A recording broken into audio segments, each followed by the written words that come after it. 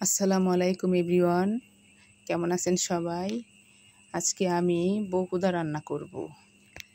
আজকে যে খাবারটা তৈরি করব এটার নাম হচ্ছে বউকুদা। ভাতের চাউল দিছি, মানে ভাত রান্না করার চাউল, মসুরের ডাউল আর হচ্ছে এক মুঠ পোলার চাউল দিছি, মানে পোলাও রান্না করি যে সুগন্ধি চাউল, ওই চাউল দিছি। এই 3 রকমের শস্য মিলে এই রান্না করব হচ্ছে বউকুদা। আর একটা ডিমের অমলেট বানায় নিলাম।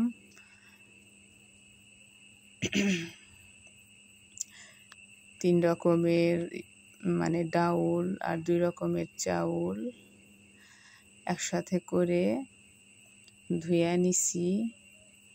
ডিম ভাইজা তুইলা ওই তেলের মধ্যে পেঁয়াজ মরিচ ভাইজা ওই চাউল ডাউল ছাইরা দিলাম।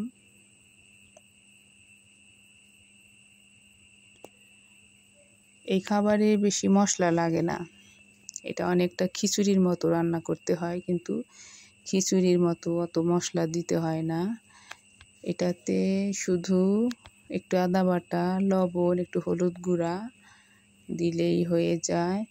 আর হচ্ছে পেঁয়াজ মরিচ কাইটা ওই যে আমি কেবল যে ভাজলাম, পেঁয়াজ কুচি আর মরিচ একটু করে চিড়ে দিছি, দিয়া তেলে ভাজছি। ভাইজা চাউল ডাউল ছাইড়া দিলাম, একটু পানি দিলাম পরিমাণ মতো, আর আদা বাটা দিলাম, লবণ হলুদ গুঁড়া দিয়ে রান্নাটা করলাম। এটা পানি দিতে হয় পরিমাণ মতো, তা না হলে নরম নরম হলে ভালো লাগবে না। খিচুড়ি আবার নরম, তারপরে ঝরঝরা সব রকমই খাওয়া যায়, ভালোই লাগে খাইতে। কিন্তু এটাতে আবার বেশি পানি, মানে পানি বেশি দিলে নরম নরম হইলে ভালো লাগে না। এটা ঝরঝরা করে রান্না করতে হয়, পানি দিতে হয় পরিমাণ মতো। চাউল ডাউল যেরকম দেব ওইটার সাথে পরিমাণ মতো ম্যাশ করে পানি দিতে হয়, তাহলে ঝরঝরা হবে। তা না হলে নরম নরম হইলে খাওয়া যাবে না, মানে ভালো লাগবে না।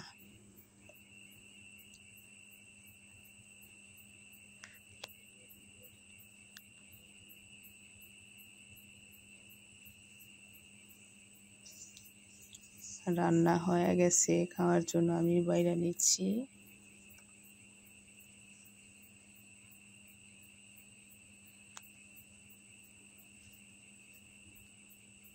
একটু ডিম ভাজি নিয়ে নিলাম, ঝরঝরা কইরা এটা রান্না কইরা সাথে একটু ডিম ভাজি নিলে অনেক মজা লাগে। ডিম ভাজি দেওয়া খাইতে তেলটা একটু বেশি দিতে হয়, তেল কম হইলে ভালো লাগে না।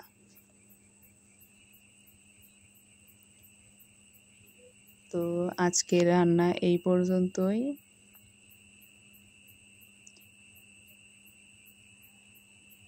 ডাউলগুলা সেদ্ধ হয়েছে, কিন্তু আমান আমান আছে, গইলা মিশা যায় নাই পানি পরিমাণ মতো দেওয়ার কারণে।